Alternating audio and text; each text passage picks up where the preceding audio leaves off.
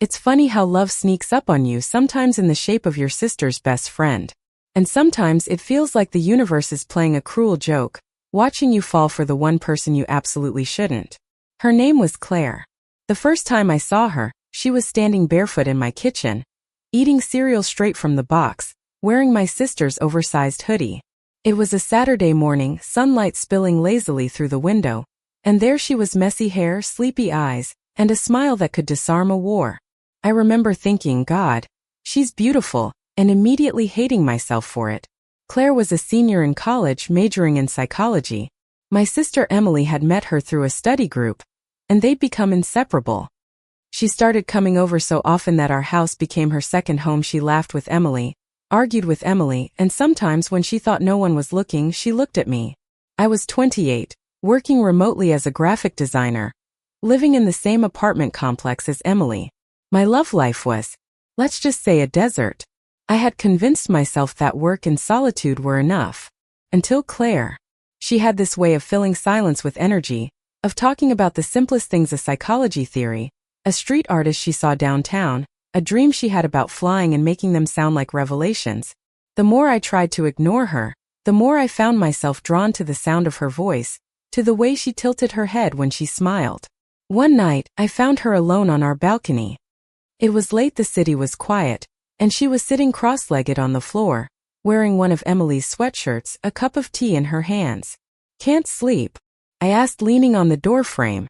She looked up, startled, then smiled. "No. My brain's too loud." I stepped outside, sitting beside her. "What's it saying?" "That I'm probably overthinking everything," she said softly. "Like always." Her hair brushed my shoulder, and for a moment, it felt like the air itself grew heavier. Neither of us said anything. We just sat there, close enough to feel each other's warmth, far enough to pretend we weren't both aware of it. Over the next few weeks, our interactions became a quiet dance of tension. Glances that lingered too long. Accidental touches that weren't so accidental. Late-night conversations that stretched until dawn. One night, Emily went out with friends, leaving Claire and me alone. We ordered pizza, watched a terrible romantic comedy, and laughed until we couldn't breathe. Then, in the silence that followed, I caught her looking at me again, that same unreadable look. "What?" I asked, trying to sound casual. She hesitated. "You ever feel like you're supposed to love someone, but it's the wrong person?" My breath caught. "All the time." She smiled faintly. "Yeah, me too." There was a moment, brief, fragile, like the pause before a confession, where I thought she might say something more. But then the front door opened. Emily was home. The spell broke. After that night, I tried to pull away. I stopped joining them for dinner, ignored Claire's texts, buried myself in work. It was the right thing to do. The safe thing. Until the day she showed up at my apartment, drenched in rain, trembling, mascara smudged beneath her eyes. "I can't do this anymore," she said, her voice cracking. "Do what?" I whispered. "Pretend I don't feel something when I'm around you." I froze. The world tilted. The thunder outside roared like it knew the secret we'd been hiding. I wanted to tell her no. I wanted to push her away, to say it was wrong, that Emily would never forgive me. But when I saw her standing there, her eyes filled with tears and fear and hope, I couldn't. So I pulled her into my arms. And for the first time, we stopped pretending. The kiss was hesitant at first, unsure, trembling, like both of us were waiting for the other to pull away. But when her lips parted, when her hands found the back of my neck, when the rain kept pounding against the windows like a heartbeat, something inside me broke free. She tasted like rain and peppermint and everything I had been missing. When we finally pulled apart, breathless, she whispered, "Tell me this isn't wrong." I cupped her face, thumb tracing the curve of her cheek. "It doesn't feel wrong," I said. "It feels like the first honest thing in a long time." She smiled through her tears, and I knew no matter what happened next, we'd crossed a line we could never uncross. But reality, of course, doesn't pause for romance. The next morning, Emily found out. I didn't know how. Maybe she saw Claire leaving my apartment. Maybe she just felt it, but the hurt in her eyes was unbearable. "Her?" Emily spat, voice shaking. "You fell for her?" "My best friend." I tried to explain. I told her it wasn't planned, that I'd fought it, that it just happened. But the words fell flat against the weight of her silence. "You always take everything from me," she said, her voice breaking. Now you're taking her too. Then she left, and for the first time in years, I didn't know if I'd ever get my sister back. Claire wanted to talk to fix it, but I couldn't. I told her to stay away, that Emily needed time, that maybe this was a mistake. I lied to her face and to myself. She left town 2 days later, back to her college dorm, leaving only a note on my kitchen counter. I don't regret a second, but I can't stay and watch you drown in guilt. If we're meant to find each other again, we will. And just like that, she was gone. Months passed. Emily stopped talking to me. I went through the motions of life, work, sleep, pretend. But every time I heard rain, every time I saw someone with wavy blonde hair, my heart twisted. Then one evening while walking home from work, I saw her, Claire, standing by a coffee shop window holding a cup of tea, looking older, softer, but still her. Our eyes met through the glass. She smiled, that same crooked, breathtaking smile that started it all. And for the first time in a long time, I smiled back. The second time I saw her again, months after everything fell apart, my chest tightened like I'd forgotten how to breathe. She stood in front of the cafe, hair a little longer, scarf wrapped loosely around her neck, eyes catching the last light of the day. Time had changed her. She looked calmer, maybe wiser, but that same spark, that same warmth that used to fill the room when she laughed, was still there. I wanted to walk away. I really did. But my feet didn't listen. Claire, I said softly. She turned, and for a moment the world seemed to stop spinning. Hey, she whispered. 2 letters. 1 syllable. And suddenly everything I'd buried came rushing back, the rain, the kiss, the guilt, the silence. I didn't know whether to hug her or apologize or just stand there and let the weight of everything crush me. Instead, I said the dumbest thing possible. You cut your hair. She laughed, a small, startled laugh that made my throat ache. Yeah, needed a change. I like it. Thanks. She hesitated. You look tired. I could say the same about you. We both smiled awkwardly, like 2 people trying to remember how to exist in the same space without falling apart. Do you want to come in? She asked finally, nodding toward the cafe. And before I could talk myself out of it, I followed her inside. The warmth of the cafe wrapped around us, the smell of espresso, cinnamon, and quiet conversations. We found a small table in the corner. So, she began, fingers tracing the rim of her cup. How have you been? Fine, I lied. Busy. You know. Life. She nodded, eyes down. Yeah, life. Silence hung between us, not the comfortable kind we used to share, but the brittle, heavy kind filled with unsaid things. Finally, I asked the question that had been clawing at me for months. Did you ever talk to her? Emily. Claire's jaw tightened. Once.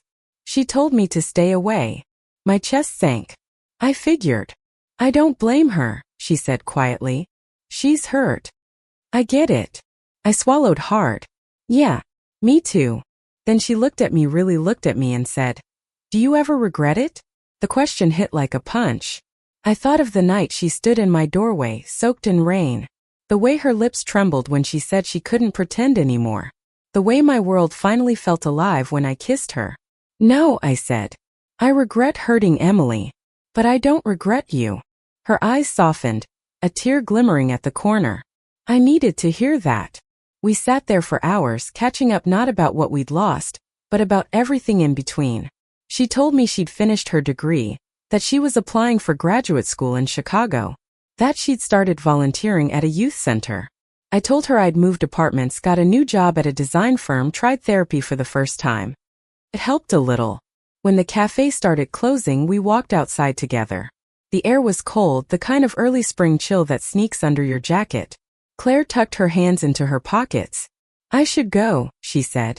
My bus leaves soon. I nodded. Of course. But she didn't move. Neither did I. I missed you, she said finally. It was barely a whisper, but it hit louder than thunder. I missed you too. And just like that, we were back there, the same tension, the same unspoken longing, the same impossible question. What now?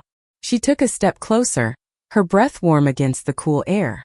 I don't know if we get to have a second chance, she said softly, but I'd like to find out. For a moment I couldn't speak. My heart was beating too fast, too loud. I don't want to hurt her again, I said. I don't either. But what if love isn't about avoiding hurt? What if it's about being brave enough to try again? Her words lingered in the air, raw, trembling, honest. Then the bus arrived, headlights cutting through the mist. She looked at me one last time, eyes searching mine for something, permission, maybe hope, and then she stepped away. Goodbye for now, she said. For now, I echoed. And then she was gone. The following weeks were torture. Every morning, I'd catch myself checking my phone for a message that never came. Every night I'd replay our conversation, wondering if I should have asked her to stay, if maybe I'd just lost my last chance at something real. But life, as it tends to do, kept moving. Emily hadn't spoken to me since the fallout. I sent her birthday cards, emails, even a long apology letter I never got a response to. Until one day she showed up at my door. It was early evening and I almost didn't recognize her at first. She looked thinner, older somehow, not in years, but in the way grief leaves fingerprints on the soul. Hey, she said. I froze. Hey, can I come in? I nodded quickly, stepping aside. She glanced around the apartment, her gaze landing on the framed photo of us on the counter taken years ago, when everything was simpler. You kept that, she said. Of course I did. Silence. Finally, she sighed and sat down on the couch. Claire told me she ran into you. I swallowed. Yeah, we talked. She called me afterward, Emily said, her tone unreadable. Said she thought you were doing better. That you seemed okay. I wasn't sure what to say. She looked at me, eyes softer than I remembered. You know, for a long time I hated you. Both of you. I felt betrayed, humiliated. Like my own sister had stolen something from me. I never meant, I know, she interrupted gently. And that's the thing. I know you didn't mean to. You just fell in love. And maybe the worst part is I can't even blame you for that. My throat tightened. I lost my best friend, she said, voice trembling. But I also lost my sister. And maybe it's time I stop punishing both of us for that. Tears blurred my vision. Emily. She smiled faintly, the kind that hides years of pain. You deserve to be happy. So does she. Just don't waste it again. I didn't even realize I was crying until she stood up and pulled me into a hug, the first in nearly a year. For a moment, everything else disappeared. That night I couldn't sleep. I lay in bed staring at the ceiling, thinking about everything Emily said. About forgiveness, about love, about how much time I'd spent running from both. At 3 a.m, I grabbed my phone and opened Claire's last message, the one from months ago, before she left town. If we're meant to find each other again, we will. I started typing before I could talk myself out of it. Maybe fate gave us a second chance. Can I see you? I hit send. For 10 agonizing minutes, nothing happened. Then the screen lit up. You have no idea how long I've been waiting for you to ask. We met at the lake near her old college campus, where the trees were just starting to bloom again. She wore a cream sweater, hair tied back, a simple silver ring glinting on her finger, not an engagement ring, just something she fidgeted with when she was nervous. When she saw me, her whole face lit up. You came, she said. Always. We walked along the water, talking about nothing and everything, how time had changed us, how forgiveness wasn't a single moment but 1,000 small ones. When we reached the dock, she turned to me. I talked to Emily, she said. She told me she wants you to be happy. Both of us. She told me the same. Claire exhaled, relief washing over her face. So maybe we don't have to keep running. I smiled. No, I think I'm done running. She stepped closer, reaching up to brush a strand of hair from my face. Her touch was light, but it felt like coming home. I still love you, she whispered. I didn't hesitate this time. I never stopped. The kiss was softer this time, not desperate or forbidden, but real. The kind of kiss that says, we've survived the storm. Now let's build something new. The lake shimmered beneath the fading sunset, and for the first time in what felt like forever, I felt whole. Later, as we sat side by side on the dock, Claire leaned her head on my shoulder. Do you think it'll be easier this time? She asked. No, I said honestly. But I think it'll be worth it. She smiled and I felt her fingers intertwine with mine. Maybe love wasn't about avoiding pain. Maybe it was about choosing the person you wanted to face it with again and again, no matter how many times you fell apart. And as the sky darkened into a blanket of stars, I knew we weren't broken anymore. We were beginning. The next morning, the world felt strangely quiet, like life itself was holding its breath, waiting to see if we'd really made it this far. Claire was still asleep beside me, sunlight spilling across her bare shoulder, her breathing soft and steady. I watched her for a long time, the rise and fall of her chest, the faint smile that lingered even in sleep. For the first time in years, my heart didn't ache. Just was. When she stirred, her eyes fluttering open, she smiled that sleepy smile that had once undone me entirely.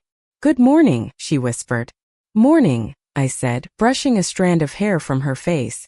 "You drooled on my pillow." She gasped, laughing. "You're lying." "I wish I were." She swatted my arm playfully. "God, you haven't changed." "Neither have you," I said softly. But that wasn't true. She had changed. We both had. There was something calmer about her now, a quiet steadiness that came from surviving heartbreak and still choosing to love. We spent the day wandering the city like tourists. The streets were alive with early spring energy, flowers in bloom, kids on bikes, couples holding hands. We grabbed sandwiches from a food truck, fed crumbs to pigeons, argued about whether pineapple belonged on pizza. It doesn't, according to me. It definitely does, according to her. It felt normal. Easy. The kind of day I didn't think we'd ever get again. At one point, we stopped by a bookstore near the river. Claire picked up a poetry collection and began reading aloud, her voice low and melodic. "Love isn't loud," she read. "It's the quiet understanding that stays after the storm." She looked up at me then, eyes soft and searching. "I think that's us," she said. I smiled. "Yeah. I think so too." That evening, as the sky turned violet and gold, we walked along the bridge where the city lights shimmered on the water. "I've been thinking," she said, her tone careful, "about what's next." "Next?" She nodded. "Chicago. Graduate school. It's only a few months away." The words hit harder than I expected. I'd been so caught up in the joy of finding her again that I'd forgotten reality still had plans of its own. "I don't want to lose this again," I said quietly. "Then don't." She turned to face me, her hands finding mine. "Come with me." I blinked. "What?" "Chicago," she said again, smiling nervously. "You can work from anywhere, right? I know it's crazy, but maybe this time we don't have to say goodbye." For a moment I just stared at her, the city lights reflecting in her eyes. The younger version of me would have hesitated, would have found 100 reasons to stay put: fear, family, practicality. But I wasn't that version anymore. I squeezed her hand. "Yeah," I said. "Let's go." She laughed, half in disbelief, half in relief, and threw her arms around me.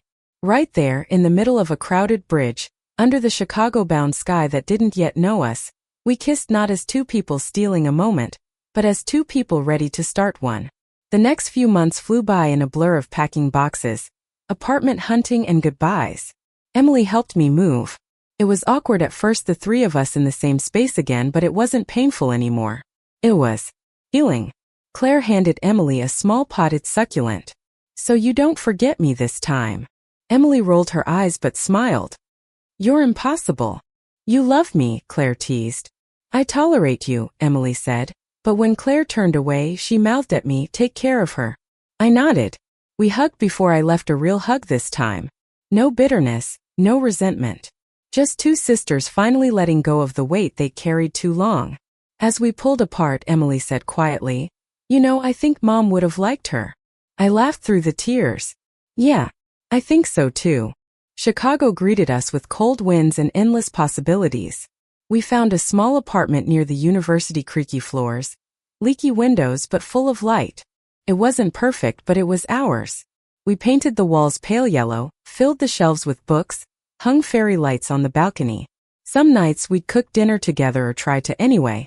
Claire was a disaster in the kitchen. The smoke alarm went off more often than the timer. But she'd dance around barefoot with a glass of wine, laughing so hard she'd spill sauce on the floor, and somehow that made everything taste better. I'd never realized how much joy could live in the smallest moments: brushing teeth side by side, sharing earbuds on the train, falling asleep with her head on my chest while the city hummed below us. But life isn't a movie. There were hard days too. Graduate school was brutal. Deadlines, sleepless nights, stress. She'd come home exhausted, sometimes frustrated, and I'd find myself wondering if I was doing enough to make things easier. Once, after a long week, she broke down tears she didn't even try to hide.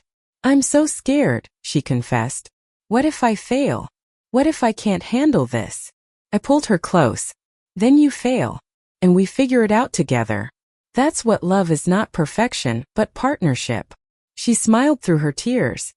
"You always know what to say." "Only because I've been there," I said. "And because I love you." That was enough. Always enough. Seasons changed. We built a quiet life. On weekends, we'd visit the farmer's market, buy flowers for the table, argue about which coffee beans were better. We made friends, other couples, neighbors, classmates. For the first time, we didn't hide who we were. There was freedom in that, a kind of peace I'd never imagined possible.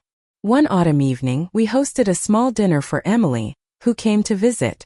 Watching the two of them laugh again across the table, my sister and the woman I loved, I felt something deep inside me settle into place. When Emily left that night, she hugged Claire tightly. "You make her happy," she said. "I try," Claire replied.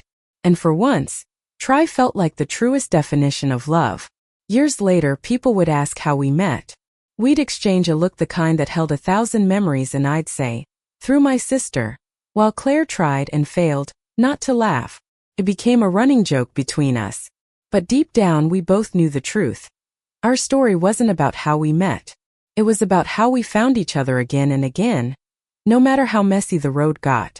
One rainy afternoon, I came home to find Claire sitting by the window sketching. The sound of rain against the glass filled the room, the same rhythm that had once brought us together. She looked up and smiled. "Déjà vu." "Completely," I said. She patted the spot next to her. "Come here." I sat, resting my head against hers. "You ever think about that night?" she asked. "The first one. The rain. The kiss. All the time." "Me too," she said softly. "It was the moment everything changed.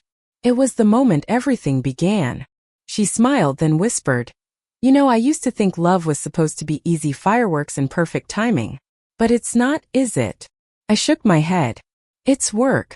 It's forgiveness. It's choosing each other, even when it's hard." "Yeah," she murmured.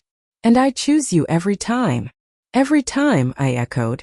When the rain finally stopped, the city outside glistened, washed clean, shimmering beneath a pale gold sunset. Claire leaned against me, eyes closed, completely at peace. And I thought, maybe this is what love is supposed to look like. Not a grand declaration, not a perfect ending, but a quiet morning after the storm, two people who stayed when leaving would have been easier. Because in the end, love wasn't something that happened to us. It was something we built brick by brick, apology by apology, kiss by kiss. And every time I looked at her, I knew we'd done the impossible. We turned what began as a forbidden story into something beautiful, honest, and enduring. Years from now, I'll still remember the way she looked, that first morning, sunlight in her hair, laughter on her lips. And I'll still whisper the same promise I made in my heart that day. No matter the distance, the storms, the silence, I'll find you. Every time. Because love, real love, doesn't end when the story fades. It just changes form, softer, quieter, but infinite. Thank you for listening. Like and subscribe to get notifications about next videos.